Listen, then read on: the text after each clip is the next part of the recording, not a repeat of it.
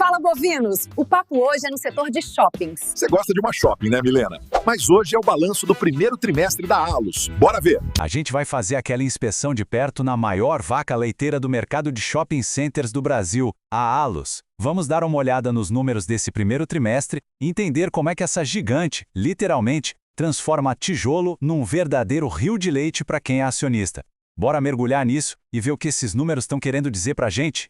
Mas opa, antes da gente abrir essa porteira, aquele aviso de praxe para o nosso rebanho. Sejam muito bem-vindos à Fazenda, mas não esqueçam, hoje a gente está aqui só para inspecionar o gado.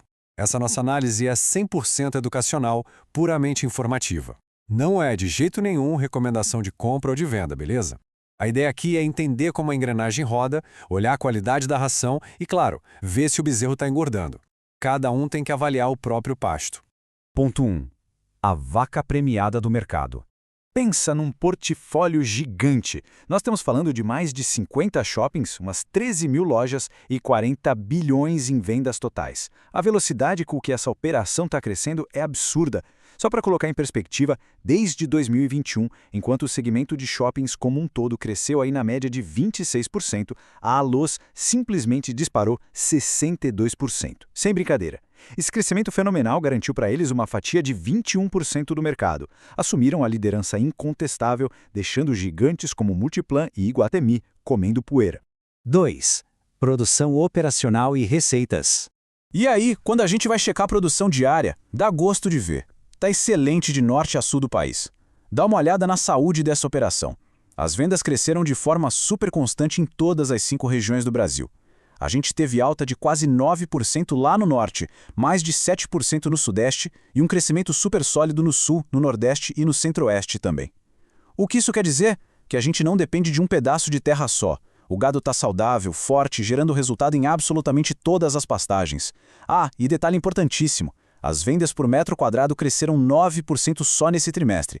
Isso ajuda a explicar muito bem de onde vieram os quase 700 milhões de reais em receita da empresa em apenas 3 meses. A maior parte, como era de se esperar, vem da alocação mesmo, do aluguel dos espaços. Mas, gente, presta atenção nessa fatia do estacionamento. São 120 milhões de reais em um único trimestre. Se a gente anualiza isso, significa que só a cancela do estacionamento gera mais ou menos R$500 milhão por ano para a empresa. É mole? Fora isso, ainda tem mais uns 100 milhões que vem da parte de serviços. E tudo isso cresceu em relação ao mesmo período do ano passado, puxando a receita total lá para cima.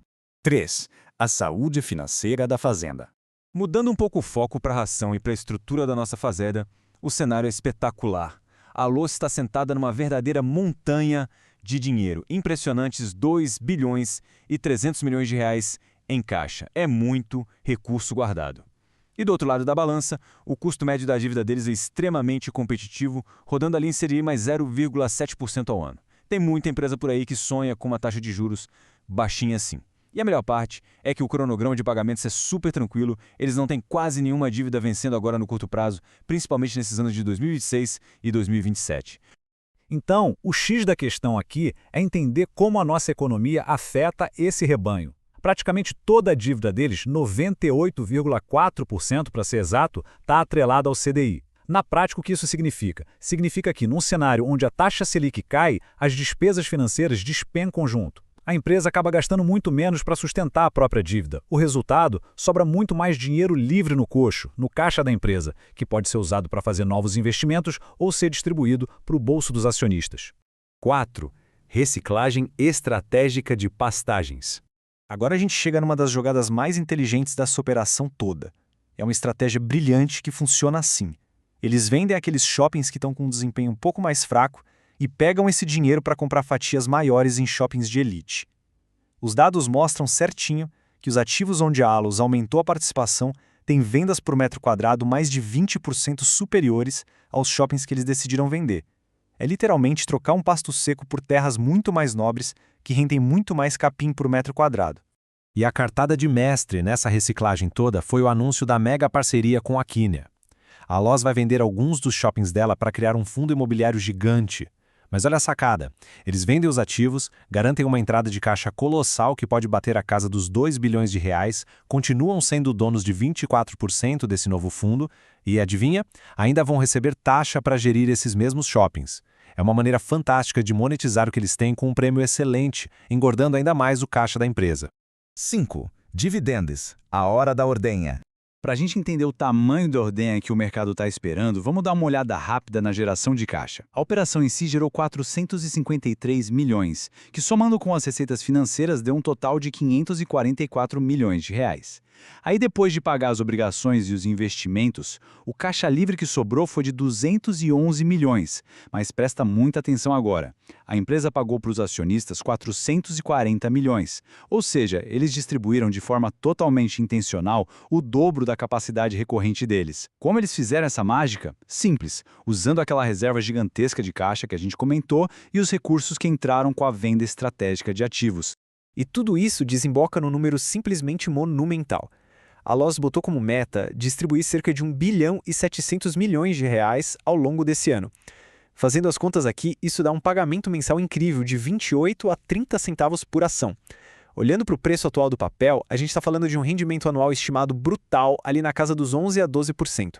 Sinceramente, é um retorno espetacular para uma empresa com esse tamanho e com essa qualidade. E é justamente isso que cria aquele efeito maravilhoso que a gente adora chamar de pinga-pinga mensal. A dinâmica é a seguinte: lá entre o dia 18 e o dia 25 de cada mês, rola a famosa DataCon, ou seja, quem tem ação na carteira ali garante o direito de receber o dividendo. Logo no comecinho do mês seguinte, o dinheiro pinga na conta. Aí lá para o meio do mês, um investidor inteligente pega esse leite fresco, reinveste comprando mais ações da Allos e já entra na próxima DataCon com uma posição ainda maior. É a pura bola de neve dos juros compostos multiplicando a renda passiva a cada 30 dias, sem falhar. Bom, com uma gestão de ativos impecável, uma dívida super controlada, crescimento constante acima da inflação e um fluxo de dividendos mensais robustos, abastecidos por bilhões em caixa, a reflexão final que fica é a seguinte: será que uma vaca leiteira dessa qualidade e com essa consistência toda não merece um espacinho numa carteira focada em renda passiva para o longo prazo?